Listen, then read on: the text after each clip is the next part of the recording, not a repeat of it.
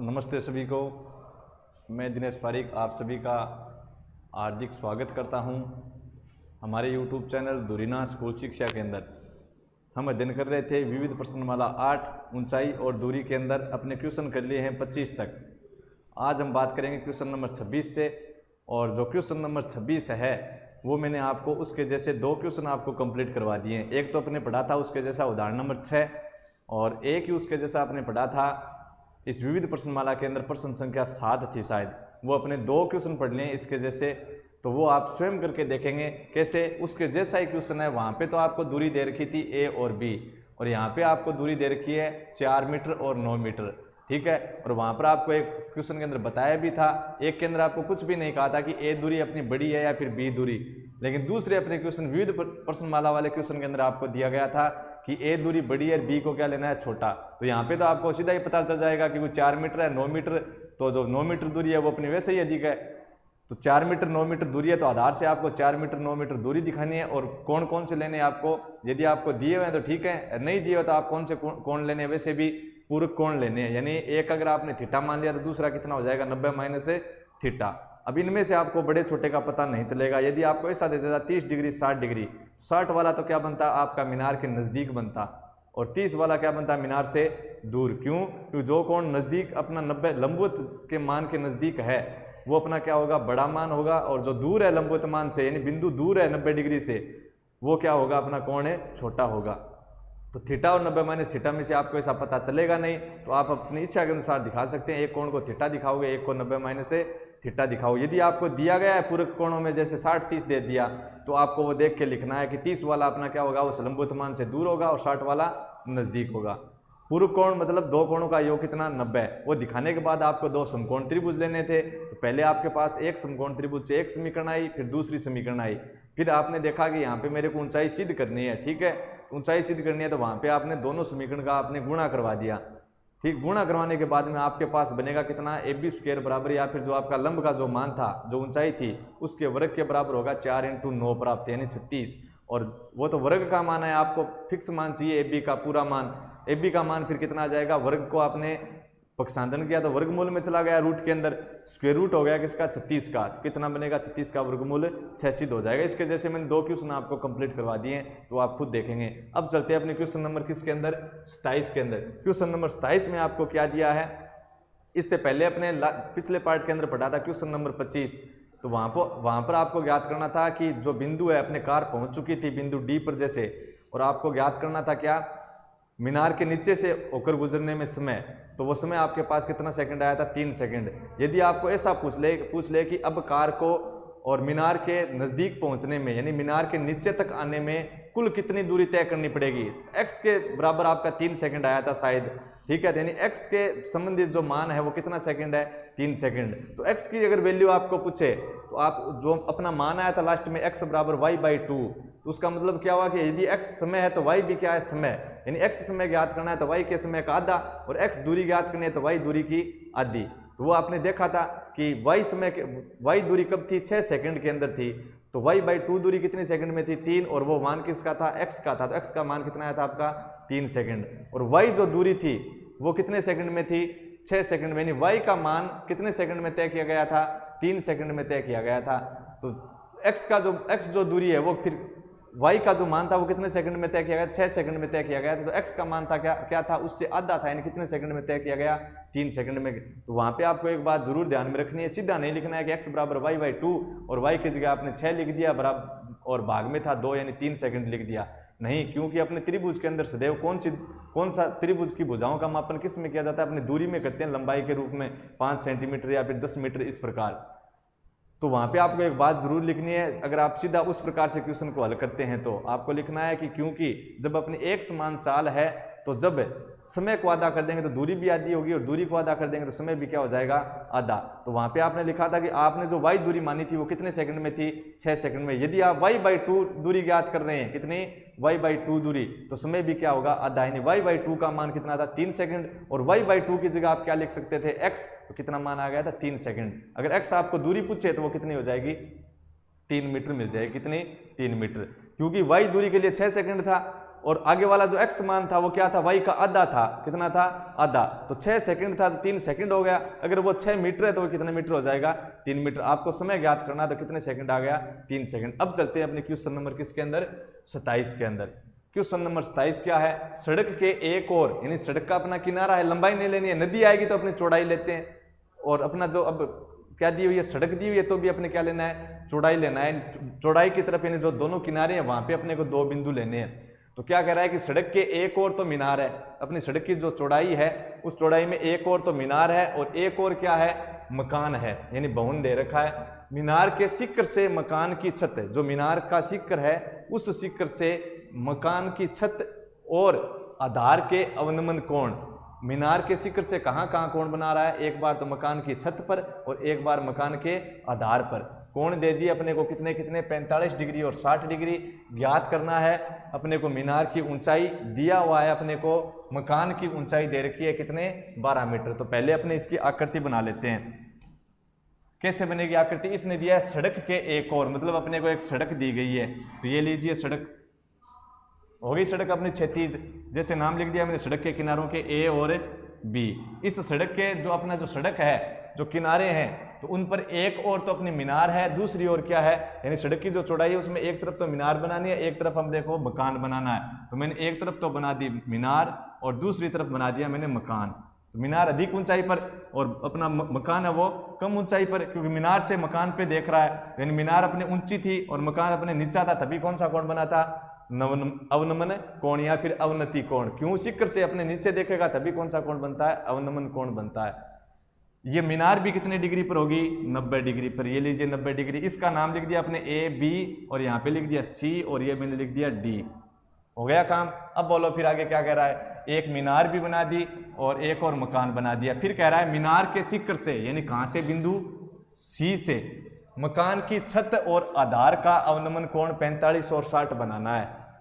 कहाँ से बनाना है, मीनार के शिखर से बनाना है। तो बताओ, जिस बिंदु से अपने को कोण बनाने होते हैं, फिर जिस बिंदु से अपने देख रहे हैं, तो उससे जब अपने को कोण बनाने होते हैं तब अपने क्या करते हैं, उस बिंदु पर अपनी क्या होनी चाहिए, क्षैतिज रेखा होनी चाहिए। यदि अपने पास क्षैतिज रेखा नहीं है तो अपने क्या करेंगे, पहले क्षैतिज रेखा बनाएंगे। तो कहाँ से कोण बनाने हैं मेरे को, सी से कोण बनाने हैं। कहाँ से, सी से, क्योंकि सी से देख रहा है, सी से कोण बनाने हैं, तो सी के पास क्षैतिज रेखा है ही नहीं। तो पहला काम क्या होगा, इस क्षैतिज रेखा ए बी क्षैतिज रेखा के अपने समांतर क्या बनाएंगे, एक क्षैतिज रेखा बनाएंगे, और नाम मैंने क्या लिख दिया उसका, एक्स।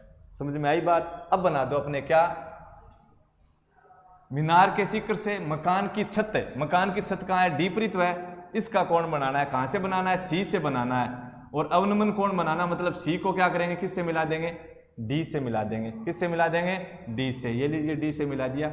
और ये अवनमन कोण है कितना, 45 डिग्री। कितना है, 45 डिग्री, क्योंकि छत का जो कोण दे रखा है वो कितना है, 45 डिग्री है। तो मैंने कितना बना दिया, 45। फिर इसने क्या कहा, और आधार का अवनमन कोण कहाँ से, इस मीनार के शिखर से, इस मीनार के शिखर से और इस मकान के आधार का जो अवनमन कोण है वो कितना है, अब की बार 60 डिग्री। तो ये तो रही अपनी क्षैतिज रेखा, दृष्टि रेखा के बीच में अपना कोण आ गया और क्षैतिज रेखा के नीचे आ गया। तो अवनमन कोण है कि नहीं, कितना था, 45 था छत का। तो फिर बनाना था आधार का, किसके आधार का, मकान के आधार का। कहाँ से, मीनार के शिखर से। तो ये रहा मीनार का शिखर, ये रहा मकान का आधार, मिला दिया। और कोण बनाना है अपने को 60। तो क्षैतिज रेखा, दृष्टि रेखा इनके बीच में होगा, लेकिन क्षैतिज रेखा के नीचे, तो नीचे है। और कोण का मान कितना, 60 डिग्री। हो गया अपना काम इतना। अपने को ज्ञात करनी है मकान की ऊंचाई 12 मीटर दे रखी है और ज्ञात करना है मीनार की ऊंचाई। अब अपने देखो कि ये जो अवनमन कोण है दोनों के दोनों, ये अपने समकोण त्रिभुज में होने चाहिए। अपने वही समकोण त्रिभुज लेते हैं जिनके अंदर अपने क्या हो, उन्नयन कोण या फिर अवनमन कोण। यदि नहीं है तो अपने उन अवनमन कोणों को क्या करना पड़ेगा, समकोण त्रिभुज में लाने के लिए बदलना पड़ेगा।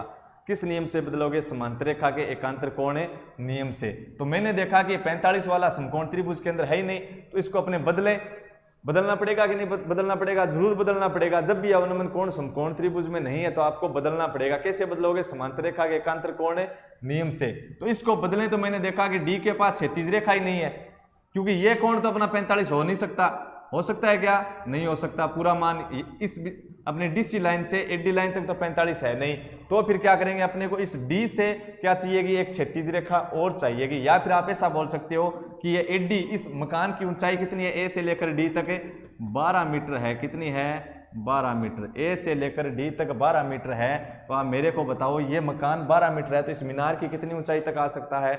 12 मीटर। तो आप एक क्षैतिज रेखा ला सकते हो वैसे। या फिर अपने यहाँ ऐसे कह सकते हैं कि इस 45 वाला अवनमन कोण समकोण त्रिभुज में नहीं है, तो इसको समकोण त्रिभुज में अपने को बदलना है। बदलने के लिए मैंने क्या किया, इस AB के समांतर और इस CX के समांतर मैंने एक रेखा और बनाई। कौन सी?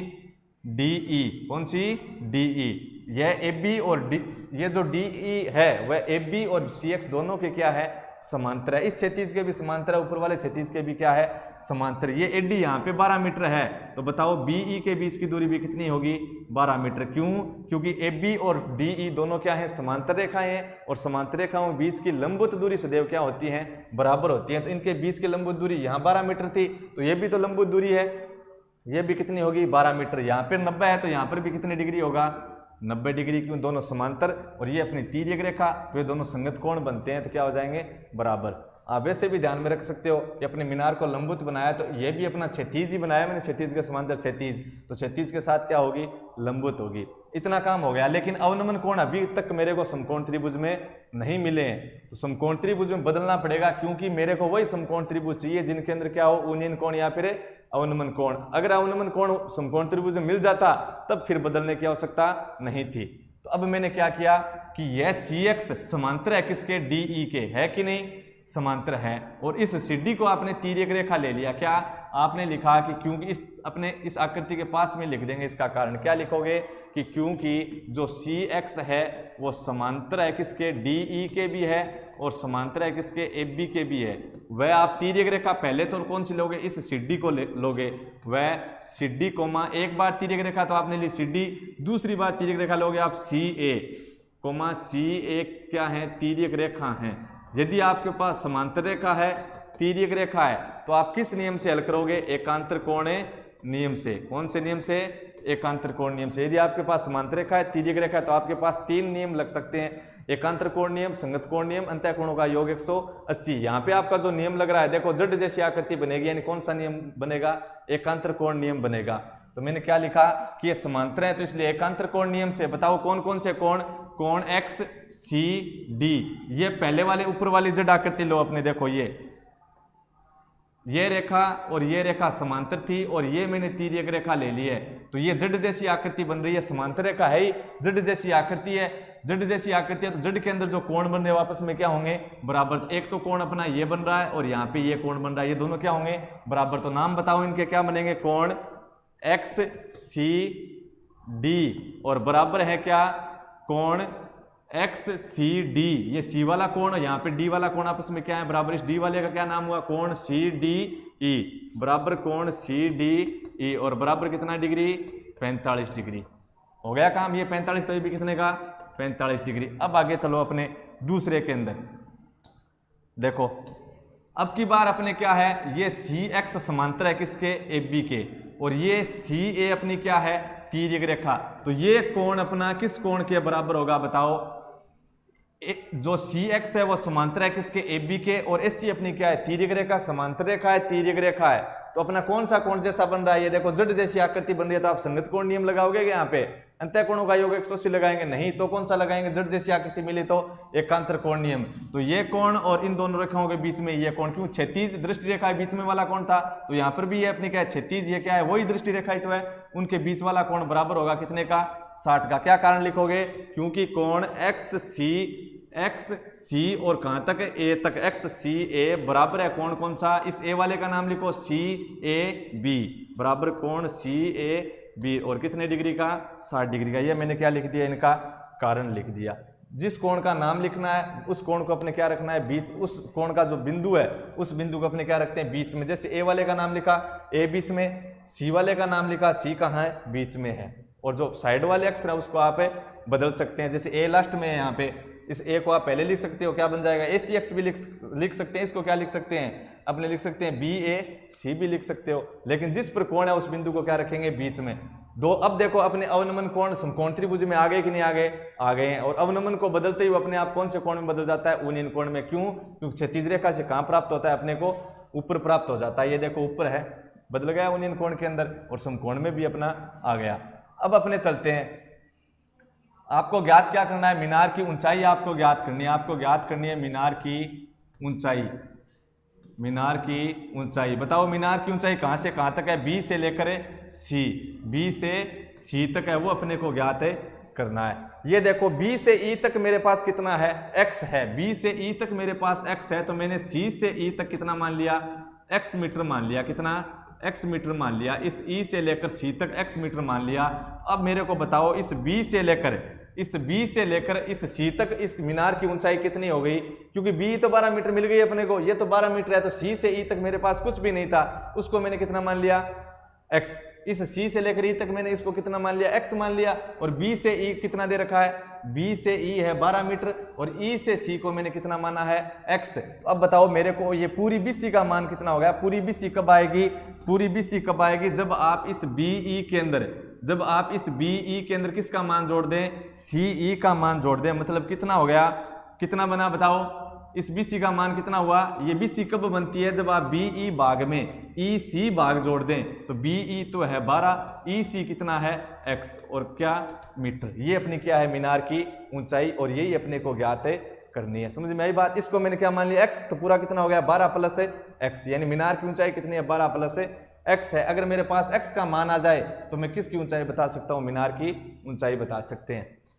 ज्ञात करना है वो लिख दिया। दिया हुआ क्या आपको? मकान की ऊंचाई, वो आप लिख दोगे। मकान की ऊंचाई अपने को दे रखी है, क्या दे रखी है? एडी, और एडी बराबर क्या है? बीई, और बराबर कितना? 12 मीटर, ये लिख दोगे। फिर चलेंगे अपने एक समकोण त्रिभुज में। जैसे किसके अंदर आ जाए? अब मेरे को ये बताओ, एडी किसके बराबर है? बीई के बराबर है। और ये ए बी किसके बराबर है? ए बी किसके बराबर है? डी के बराबर है। क्यों? क्योंकि ये क्या बन जाएगा? एक अपना आयत बन जाएगा। ये अपनी दोनों समांतर थी, तो इनके बीच की लंबवत दूरी बराबर। तो यहाँ पे देखो अंतः कोणों का योग 180 आ रहा, तो आप इसके विलोम से समांतर सिद्ध कर सकते हैं अगर करना चाहें। तो यानी ए बी आपस में क्या है? समांतर। तो इनके बीच की लंबवत दूरी भी क्या होगी? बराबर। इनके बीच की लंबवत दूरी है डीई और ए बी, तो ये भी क्या होंगी? बराबर होंगी। वैसे भी ये क्या बन जाएगा? आपका एक आयत प्राप्त होगा। आयत के आमने सामने की भुजाएं क्या होती हैं? बराबर। ये क्षैतिज इस क्षैतिज के क्या है? बराबर, यानी ए बी और कौन सा? ए बी और डी आपके क्या हैं? बराबर हैं। क्या हैं? बराबर। समझ में आई बात? अपने आकृति बनाई है। अवनमन कोण को किसके अंदर बदला है? समकोण त्रिभुज के अंदर लाए हैं, क्योंकि वो समकोण त्रिभुज में नहीं थे। अगर होते तो मैं नहीं बदलता। बदला तो वो किसके अंदर बदल गए? ऊनियन कोण में। क्यों? क्षैतिज रेखा दृष्टि रेखा के बीच में थे, लेकिन क्षैतिज रेखा से क्या आ रहे हैं? ऊपर आ रहे हैं। तो आपको अवनमन कोण को ऊनियन कोण के अंदर, अवनमन कोण को तभी बदलना है जब वो किसके अंदर नहीं है? समकोण त्रिभुज में नहीं है। अगर है तो आपको बदलने की आवश्यकता नहीं है। बदलना चाहे तो आप बदल सकते हैं। फिर मैंने देखा कि 12 मीटर था, ऊपर वाला एक्स मान मैंने मान लिया, तो फिर पूरी बीसी कितनी बन गई? बीसी कब आई? कि बीई के अंदर इसी जोड़ दिया, मतलब बीई थी 12 और उसके अंदर इसी का मान जोड़ दिया, मतलब एक्स जोड़ दिया। कितना बन गया? 12 प्लस एक्स। फिर जो मान दिया गया था वो लिख दिया। ज्ञात करना है वो मैं लिख दिया। क्या ज्ञात करनी है? मीनार की ऊंचाई ज्ञात करनी है। अब चलते हैं अपने समकोण त्रिभुज के अंदर। पहले समकोण त्रिभुज के अंदर आप आए किसके अंदर? समकोण त्रिभुज। समकोण त्रिभुज पहले आए आप किसके अंदर? सी डी ई के अंदर। समकोण त्रिभुज सी डी ई, इस समकोण त्रिभुज के अंदर आप हैं। तो नाम लिखना चाहे तो आप नाम लिख सकते हैं। 90 के सामने वाली भुजा क्या है? कर्ण है। और यहाँ पे ये 90 है, तो ये क्या है? इस सामने वाली भुजा यही तो है, ये क्या होगी? आपकी कर्ण। हो गया काम। फिर इस कर्ण और नीचे वाली भुजा के बीच में कोण दे रखा है। इस कर्ण और नीचे वाली भुजा के बीच में कोण दे रखा है, तो नीचे वाली लाइन का क्या नाम हो गया? आधार। और शेष ये जो अपनी खड़ी लाइन बची है, इसका क्या नाम हो गया? लंब। या फिर दूसरे तरीके से 90 के सामने वाली कर्ण, न्यून कोण के सामने वाली लंब, न्यून कोण के सामने वाली लंब, और शेष बच गई नीचे वाली भुजा, उसको क्या लिख दिया? आधार। अब चलो अपने समकोण त्रिभुज किसके अंदर आप लिखोगे? क्योंकि समकोण त्रिभुज कौन सा? समकोण त्रिभुज पहला कौन सा है? सी डी ई के अंदर। किसके अंदर आ गए? सी डी ई में। बताओ इसके अंदर क्या ज्ञात करोगे? एक्स से संबंधित तो मान आपको ज्ञात करना है, कर्ण आपको ज्ञात नहीं करना, तो किसके साथ रहेंगे? लंब और आधार के साथ। नए कर्ण दिया हुआ है, नए ज्ञात करना है, किसके साथ रहेंगे? लंब और आधार के साथ। चाहे आप लंब बाई आधार लिखें अब, या फिर इसको क्या लिख दें? आधार बाई लंब, इससे कोई फर्क नहीं पड़ेगा। और मैं इसको क्या कैसे हल कर रहे हैं प्रत्येक को, कि जो ज्ञात करना है उसको ऊपर रख लें अंश से, और जो ज्ञात नहीं करना है उसको आप क्या रखें? या फिर जो दिया हुआ है, जो ज्ञात करना है उसको ऊपर रखेंगे, जो दिया हुआ है उसको अपने अंश के नीचे रखेंगे। तो आप ऐसे भी याद रख सकते हैं, कोई जरूरी नहीं है इसे याद रखना आपको। ये ध्यान में रखो कि कर्ण से संबंधित मान ज्ञात नहीं करना है, नहीं दिया हुआ है तो अपने क्या रखते हैं, लंब और आधार के साथ रखते हैं। कहीं पे आपको कर्ण ज्ञात करना है तो आप ध्यान में रखोगे जहां पे दो समकोण त्रिभुज बनते हैं वहां पे आप ध्यान में रखोगे कि कर्ण अगर आपको ज्ञात करना है तो उस त्रिभुज के अंदर आप कर्ण को जब ज्ञात करना लो और दिया हुआ कोई मान रख रहे हो तो वो मान आपको दिया हुआ होना चाहिए, तब आप ज्ञात कर सकते हैं। अगर नहीं है लंब और आधार में से दिया हुआ तो फिर आप ज्ञात नहीं कर सकते। आपने एक क्वेश्चन भी आया था, ऐसा आया था कि नहीं आया था, पीछे अपने पार्ट के अंदर हल किया था, वहां अपने एक क्वेश्चन आया था कि कर्ण का मान अपने ज्ञात करना था, जहां पे अपने बादल से दूरी ज्ञात करनी थी। किसकी? एक बिंदु था अपना लगभग 20 मीटर ऊंचाई का, और उस बिंदु से आपको बादल की दूरी ज्ञात करनी थी। वहां पे आपको कर्ण ज्ञात करना था, तो कर्ण आपको सीधा ज्ञात नहीं कर पाए थे, इसलिए वहां पे पहले आपने लंब और आधार में से एक दूरी का मान ज्ञात किया था, फिर क्या आया था अपना कर्ण। दो समकोण त्रिभुज बनते हैं, वहां पे आपको ध्यान में रखना पड़ता है। क्यों रखना पड़ता है उस क्वेश्चन के अंदर मैंने आपको बताया था। तो इस समकोण त्रिभुज सी डी ई में मैंने ज्ञात करना ले लिया लंब, और दिया हुआ क्या मान लूंगा, ये क्या है आधार, और लंब बाई आधार क्या होता है टेन थीटा। लंब बाई आधार क्या होता है टेन थीटा। तो लंब है आपका सी से ई मतलब एक्स, आधार कहां से कहां तक है इस त्रिभुज में डी से ई, लंब बाई आधार बराबर टेन थीटा। थीटा की जगह कितना है 45, और टेन 45 की वैल्यू एक आपको पूरा लिखना है, ठीक है। टेन 45 की वैल्यू एक साथ में आप कारण लिखते जाएंगे। अपने भाग के अंदर लिखा एक और क्या कराओगे वज्र गुणा, तो एक्स बराबर क्या आ गया डीई, और ये दे दी मेरे समीकरण नंबर 1। फिर मैं गया समकोण त्रिभुज दूसरे के अंदर। समकोण त्रिभुज दूसरा कौन सा, ए बी सी, ये अपना दूसरा समकोण त्रिभुज है। दूसरा समकोण त्रिभुज कौन सा, समकोण त्रिभुज ए बी सी ये है। तो बताओ इस समकोण त्रिभुज ए बी सी में आपको क्या चाहिए, लंब से संबंधित तो मान चाहिए ये x, और दिया हुआ आपके पास क्या मान लेंगे x। देखो ये DE मेरे पास कितनी आई है x, तो आप AB को भी कितना लिख सकते हैं, x लिख सकते हैं, क्योंकि ये DE और AB क्या है बराबर है कि नहीं बराबर, क्योंकि ये आयत बनेगा और आयत की आमने सामने की भुजाएं क्या होती हैं सदैव बराबर होती हैं, आयत की सम्मुख भुजाएं बराबर होती हैं। तो वहां से लिख सकते हो आप, सीधा ध्यान में रख सकते हो कि ये अपने दोनों समांतर बनाई थी, इनके बीच की लंबवत दूरी बराबर थी, तो ये भी अपने लंबवत बनाई थी, तो ये भी अपने समांतर प्राप्त कर सकते हैं अंतःकोण योग नियम के विलोम से, और तो समांतर प्राप्त कर सकते हैं। तो इनके बीच की लंबवत दूरी, ये दोनों दूरी भी क्या है बराबर। आप सीधा भी मान सकते हैं कि यहाँ पे एक आयत बनेगा, क्योंकि यहाँ पे आपको आयत सिद्ध करने की आवश्यकता नहीं है कि एक आयत बनेगा, आमने सामने एक भुजाएं क्या रहेगी बराबर रहेंगी। क्यों, क्षैतिज के समांतर क्या बनाई थी, क्षैतिज बनाई थी। तो दूसरे समकोण त्रिभुज के अंदर जाएंगे, किसके अंदर आप लिखोगे समकोण त्रिभुज ए बी सी में, और ज्ञात करना क्यों, कर्ण तो आपको चाहिए नहीं ज्ञात करना है, नहीं दिया हुआ है, तो किसके साथ रहेंगे लंब और आधार के साथ। आपने लिखा लंब बाई आधार, और लंब बाई आधार किस त्रिकोणमितीय अनुपात का मान होता है टेन का। कहां से लिखा, लाल बट्टा कक्का से आपको मिला, वहां पे 3 नंबर बॉक्स, तो 3 नंबर त्रिकोणमितीय अनुपात कौन सा होता है टेन थीटा। लंब आपके पास क्या है बी से सी, क्या है BC, लंब आपके पास है BC, और BC का मान कितना है 12 प्लस x। आधार आपके पास क्या है इस त्रिभुज में AB, और बराबर लंब बाई आधार था टेन थीटा। थीटा की जगह आपको पास दे रखा है 60, टेन 60 की वैल्यू कितनी बताओ √3, टेन 60 की वैल्यू कितनी √3, और भाग के अंदर 1 ले लिया, फिर आपने क्या करवाया वज्र गुणा, तो कितना बना 12 प्लस x को 1 से गुणा कराया 12 प्लस x, और AB गुणा √3, इसका 1 के साथ गुणा, AB का √3 के साथ गुणा। AB की जगह आप क्या लिख सकते हो बताओ, AB की जगह आप लिख सकते हो DE, क्यों AB और DE क्या है बराबर हैं, और AB की जगह आप DE लिख सकते हो, और D का मान कितना है x, मतलब क्या हुआ AB की जगह अपने DE लिख सकते हैं, और उसकी जगह अपने कितना मान दिया है x दिया हुआ है। अपने को क्या चाहिए x ही तो चाहिए, इसलिए मैंने किसको उठाया x को उठाया। क्या x तो मेरे को ज्ञात करना है, देखो मीनार की ऊंचाई ज्ञात करनी है, और वो कितनी है B से C 12 प्लस x, यानी x का मान आ जाए तो मीनार की ऊंचाई ज्ञात कर सकते हैं। लेकिन x नहीं है, यानी x ज्ञात करना है, तो मैंने उसको रख लिया, जो नहीं ज्ञात करना था AB उसको मैंने हटा दिया। अब कितना बना, इस प्लस x को अपने आगे भेज दें, किसका हो जाएगा माइनस का x, यानी 12 बराबर क्या बना x √3, और माइनस का क्या x, तो बराबर 12 बराबर x मैंने क्या ले लिया कॉमन, तो यहाँ पे क्या बचा √3 माइनस x कॉमन ले लिया, बचा √3 माइनस का माइनस, इस x में से x कॉमन निकाल लिया, तो कितना बचा 1 बचा है। क्यों, इस संख्या के अंदर कॉमन वाले x का भाग दो, संख्या थी x, कॉमन क्या था x, तो x बटे x कितना हो गया 1, कितना आ गया x इंटू √3 माइनस x, और x के गुणा में कितने हैं √3 माइनस x, तो पक्षांतन करेंगे तो किसके अंदर आ जाएंगे भाग के अंदर, तो कितना बना 12 भाग √3 माइनस 1, और बराबर किसकी वैल्यू x की वैल्यू, यही तो है। गुणे वाले मान को मैंने पक्षांतन किया तो किसके अंदर आ गया भाग के अंदर आ गया, लेकिन हर के अंदर तो रूट आ रहा है, हर के अंदर रूट नहीं होना चाहिए, हर के अंदर रूट नहीं होना चाहिए, तो अपने क्या करेंगे हरों का, हर के अंदर रूट नहीं होना चाहिए, तो अपने क्या करेंगे हरों का प्रीम्यकरण कर देंगे। क्या करोगे? प्रीम्यकरण करोगे। प्रीम्यकरण करोगे तो आप कितना लिखोगे? 12/√3 - 1, और हरों के प्रीम्यकरण करना है तो जो मान है हर वाला रूट वाला उसको वैसे का वैसा लिखेंगे, यानी √3 1 √3 और 1। यहाँ पे बीच में नेगेटिव है तो यहाँ पे बीच में क्या आ जाएगा? पॉजिटिव। और बराबर किसका मान? x। कारण क्या लिखोगे? हरों का प्रीम्यकरण करवाने पर। अब देखो 12 को आप गुणा कराओगे √3 + 1 से, यानी 12 का गुणा करवाना है √3 + 1। √3 की वैल्यू 1.732 + 1 का +1।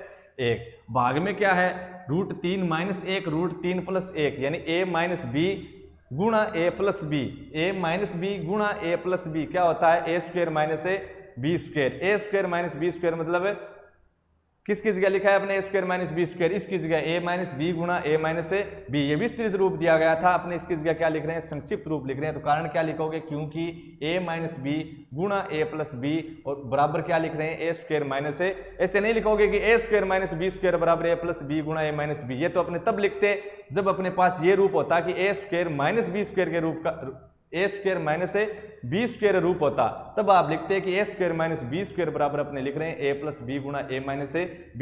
जिस रूप की जगह अपने लिख रहे हैं वही कारण देना है। अगर अपने पास संक्षिप्त रूप की जगह लिख रहे हैं तो आपको लिखना है संक्षिप्त रूप बराबर कि ये विस्तृत रूप लिखा है। अब अपने पास विस्तृत रूप है तो विस्तृत रूप का आप कारण दोगे क्या? a - b गुणा a + b। ये रूप है और इसके बराबर क्या लिख रहे हैं? a² - b²।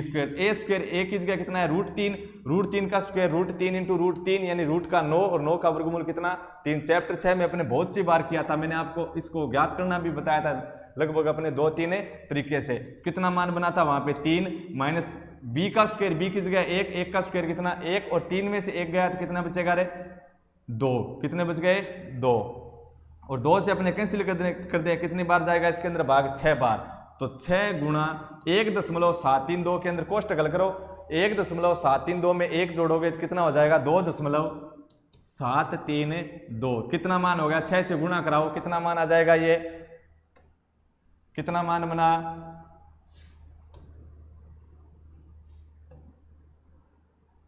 अपना मान बना ये 6 को 2 से गुणा करवाया तो बन गया 12। कितने बच गए आपके पास? 1। 6 को 3 से गुणा करवाया तो कितना? 18 और 1 19। कितने बच गए? 1। 6 को 7 से गुणा करवाया तो 42 और 42 के अंदर अपना 1 जोड़ दिया जो बचा हुआ था, कितने हो गए? 43। और अब कितने बच गए? 4। 6 को 2 से गुणा करवाया तो कितना? 12 और 12 4 कितने हो गए? 16। और कितने को बाद? 0.3। तो 1 2 3। मान किसके अंदर? मीटर के अंदर। किसका मान आया? x का मान आया था। किसका मान है? x का मान। तो ये तो x का ही मान आया, अपने x थोड़ी चाहिए, अपने तो क्या चाहिए थे? मीनार की ऊंचाई। तो आप क्या लिखोगे फिर नीचे? मीनार की ऊंचाई। और मीनार की ऊंचाई क्या है? b से लेकर c तक है। कहाँ है? b से लेकर c तक। मीनार की ऊंचाई आपकी b से लेकर c तक। और BC अपनी थी कितनी? कि जब आप 12 के अंदर कौन सी वैल्यू जोड़ दे, यानी BE के अंदर आप क्या जोड़ दें? इसी जोड़ दें, मतलब 12 के अंदर आप इसी का मान मतलब x जोड़ दो। तो 12 की जगह 12 प्लस x की वैल्यू आई है 16.392। इसको जोड़ोगे तो आपके पास कितना बनेगा? 28.392। ये अपना क्या आ गया मान? किसमें? मीटर में। और किसका मान आया? मीनार की ऊंचाई का। तो क्या लिखोगे? अतः मीनार की ऊंचाई बराबर 28.392 मीटर है। ये अपना क्या है?